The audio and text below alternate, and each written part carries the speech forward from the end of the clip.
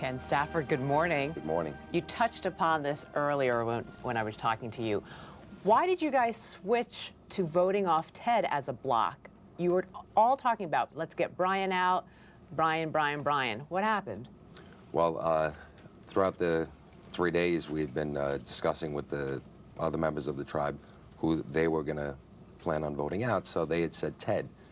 And I knew that wasn't the case. I knew it was going to be me, but I felt if there was any chance that at least one person might vote for Ted, we might as well, vote for Ted, and it would just, that was our only option to keep me on the island. On the off chance that they were telling you guys the truth? Yeah. Okay, so then you clearly saw that coming. Did you feel ever, like last night was the first time you guys merged, but you had been living on their camp for a couple of weeks now. Did you ever feel like you guys really were one tribe getting along?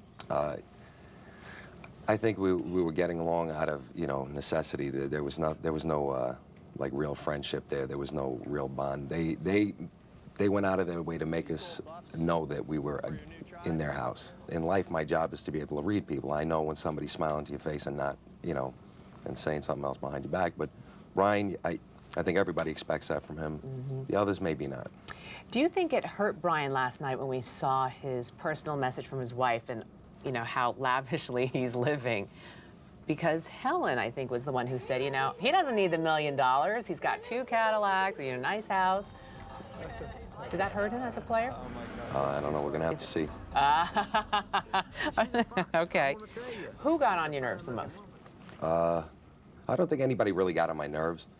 I mean, whenever you're living in They played it up about, like, Shion. I mean, last week Erin said that was the best moment of Survivor for her when Shion got voted off. Would you agree?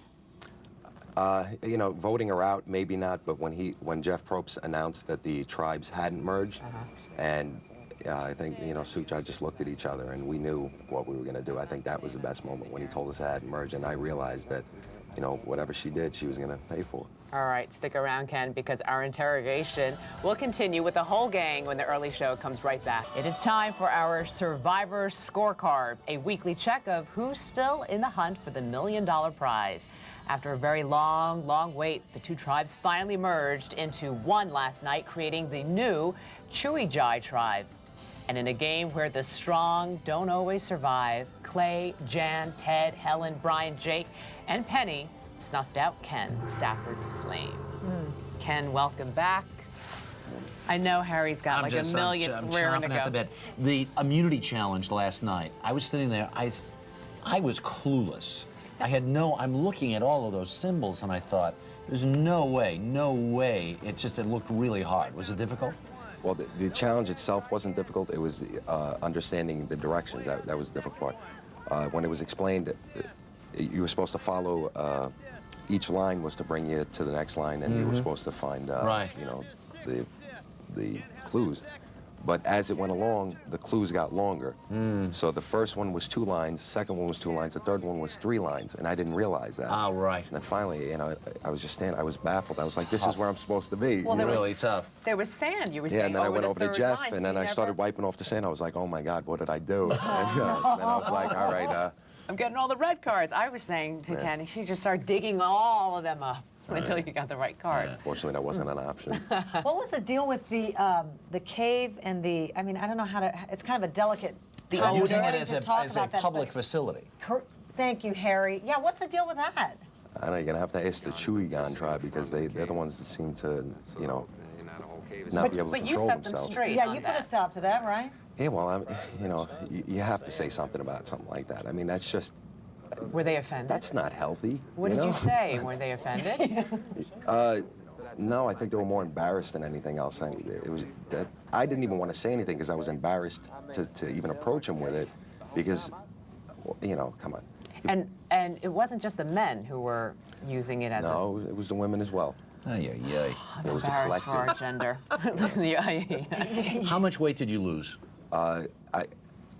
36 pounds? It's over 30 pounds, about 35, 36 pounds. Unbelievable. That, I bet you did not anticipate. No, I thought I lost like maybe 10 or 15 pounds, and then I remember when I got weighed, the first time I got weighed, we had to reweigh me, and then I started figuring out, because you have to convert it from kilograms. And I was like, wow. Because along with being a cop, you were also a fitness specialist. You didn't go over there out of shape. Well, I tried to gain as much weight as I could. I tried to get as fat as possible to go there. Because So- you knew what was coming. Yeah, right? I know. How quick to gain it all back? Oh, it took a couple of days. How did you do Not it? long. Well, you see, I put myself on a very specific regimen of eating everything I could. I do that too. It's good. What did the guys in the 79th precinct say when you got back in the back to Bed-Stuy and got back to work again? And they were just like, "What the hell happened to you?" I'm still not healthy after all of this. Yeah. Did they give you the business for going on the show? Yeah, well, they joke around, they kid around a lot. You got some people that are malicious about it, but then most people are very good about it. Well, you played it well. Ken Stafford, Thank thanks you for very coming much. in this morning.